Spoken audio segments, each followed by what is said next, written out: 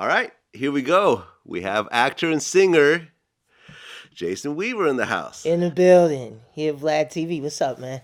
Everything good, man. Yeah. Appreciate you coming in. I appreciate you having me, man. I was telling you before we started, I'm a huge fan of the show. Been keeping up with you for quite some time now, and I think what you're doing is great, man. Just being able to bridge the gap between the culture and with mainstream audiences and with people that want to have a better understanding as to what it's really about versus what they kind of see off of face value or just on the surface. I think what your platform, what your show has allowed everybody to do is just to get a deeper kind of feeling for what it is that all of us that contribute creatively, like what this is all about for us and what it means. So thank you, man. Well, thank you for watching. Absolutely. I mean, really, it's people like yourself that kind of keep this whole thing going. So I appreciate it, man. you being a viewer. So, you've had some iconic moments throughout your career. So I want to get into the whole backstory first. Okay. And kind of lead up to it. Okay. So you grew up outside of Chicago? Outside of Chicago, South Holland, Illinois, to be exact. I was born in Harvey, Illinois, and grew up mostly in like Dalton, South Holland. Went to Thornwood High School. Went to McKinley. That was like my, that was my upbringing. Absolutely. Okay, and you grew up with a single mom. Yes. You had siblings? No. Only child. Only child. Just like me. All right, all right. The world revolves around us. Absolutely. That's what I believe too. I'm As like, it should. Man, y'all can't run nothing without us. That's like, right. Man. That's right. I understand. Yeah. And I guess your father wasn't really around. No, unfortunately, it was one of those situations kind of typical of 80s families, like late 70s, 80s families. And unfortunately, in the black community, there were a lot of households like that where you had single mothers and, raising the kids. And, for some people, they had interactions with their fathers or minimal interaction. In my case, it was like, kind of minimal interaction. But me and my father, that being said, there was never any like tension or there was never any, feeling that we didn't love each other or anything. Like I knew my dad loved me. I loved him. Still do, although he's no longer here, with us. But we had a good relationship while he's here. It's just unfortunate things weren't able to come together the way that they should have. Okay, so when you say that your father wasn't really around, is it one of those where you can count the number of times you spoke to him? Yeah, I'd probably say there's probably been, on occasion, total, we've talked and been together maybe like 10 times, 10, 15 times. Again, it wasn't like how it is now where parents, single parents or families that are split, they recognize the importance of no matter what, putting a child first. Like I'm a single father. And me and my son's mother, although we had a tumultuous and somewhat turbulent relationship in the very beginning, when we decided to part ways, we eventually came to the conclusion that for the betterment of the child and for our son's development and for him to, kind of have a positive outlook on what a family is supposed to be, we had to work together and meet each other in the middle.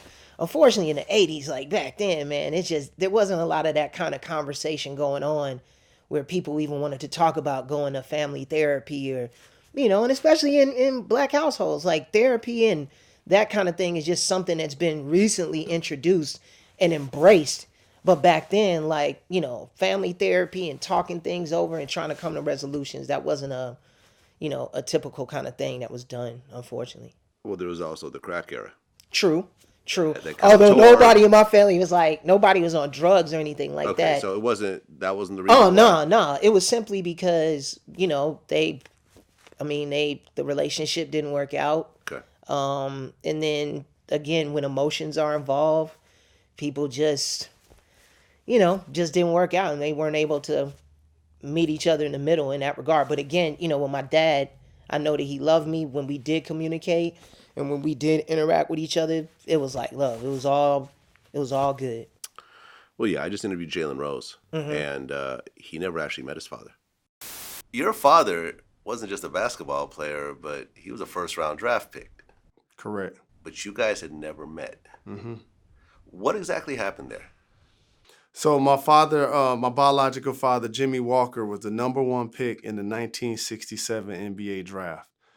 Just had Earl the Pearl Monroe on Jalen and Jacoby recently, who was also in the draft. Yep. Love Clyde Frazier, who was also in that draft. And so he and my mom weren't clearly in a relationship. And so when I was born, it was more so I was used to, it's almost like you don't miss what you never had. Okay. So being the youngest of four, having a different father from my brothers and sisters, and growing up, like you said, in Detroit, unfortunately, it seemed like it was commonplace for there to be a single parent in the home. So I didn't feel like I was missing anything.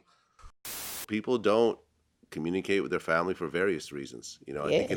in his sense, he said that his father felt kind of embarrassed Okay. to sort of try to come in at the Later tail on. end and so forth. So he just kind of kept his I can relate to that because there was and this is something that I gotta live with, and something that I to this day, at my age, I feel horrible about. But I was young, and I was a teenager. Kind of had a little chip on my shoulder when my father attempted to reach out to me. I didn't know at the time my father was dying, and it had been a few years since we had spoken, and I just began to kind of get into my adolescence. And you know how it is, man, when you're in that stage and your hormones everywhere, and you kind of feel like you're a man already and you got all the answers and there's nothing anybody can tell you. And so my dad just had a last attempt to try to, show that he was there and to, reconnect and have some kind of relationship. He reached out through some friends of mine while I was doing like an in-store signing in Chicago.